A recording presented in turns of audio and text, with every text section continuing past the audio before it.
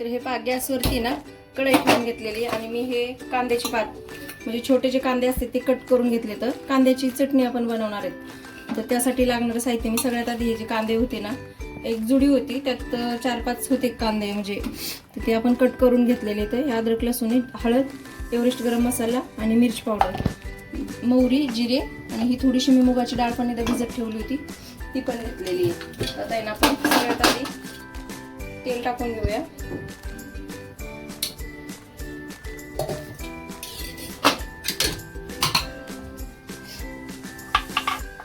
मोहरी टाकते, जिरे अद्रक लसूण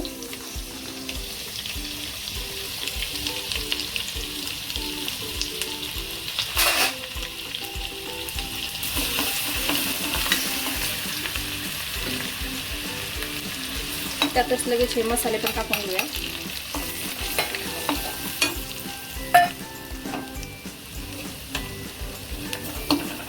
मसाला आपला तळलेला आहे. हे जे कांदा आपण कट करून घेतलेला आहे तो टाकून घेऊया. कांदा आपला टाकून झालेला आहे. लगेच त्याला खाली वर करून घेऊ.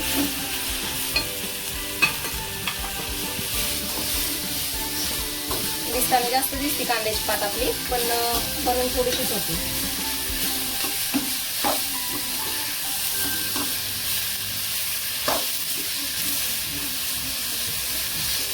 सगळं आपण खाली वर करून घेतलेले आहे. लगेच छान आता आपल्याला ही भिजून घेतली होती 10 ते 15 मिनिटं मी डाळ भिजत टाकली होती. डाळ पण मिक्स करून घ्यायची व्यवस्थित आणि एकदम झटपट अशी भाजी होणारी आहे. बाजरीच्या भाकरी बरं ज्वारीच्या भाकरी बरं म्हणजे चपाती सोबत सुद्धा एकदम छान लागते खायला. गावाकडे तर खूप जास्त बनवली जाते आणि ते अशी कांद्याची पात जास्त भेटत नाही. पावसाळ्यात ते जास्त भेटते. याच्यात ना चवीपुरतं मीठ टाकून घेऊया.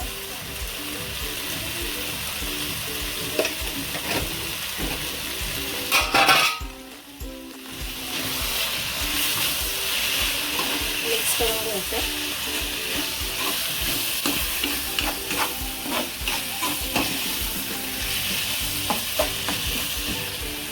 तर हा मी आहे ना शेंगदाण्याचा कूट घेतलेला आहे थोडासा 2 चमचे. या भाजीत कुणी नाही वापरत शेंगदाण्याचा कूट पण थोडासा टाकायचा छान लागतो. आणि हिरवी मिरची सुद्धा वापरू शकतो आपण ह्या भाजीला. हिरवी मिरची शेंगदाणे आणि जिरे वाटण करून घेऊन आहे ना टाकता येतो. तर अगदी 5 मिनिटातच रेडीच झालेली भाजी. काही म्हणजे कांदा पण आपला व्यवस्थित असा फ्राय झालेला आहे. कोथिंबीर टाकून घेऊ थोडीशी.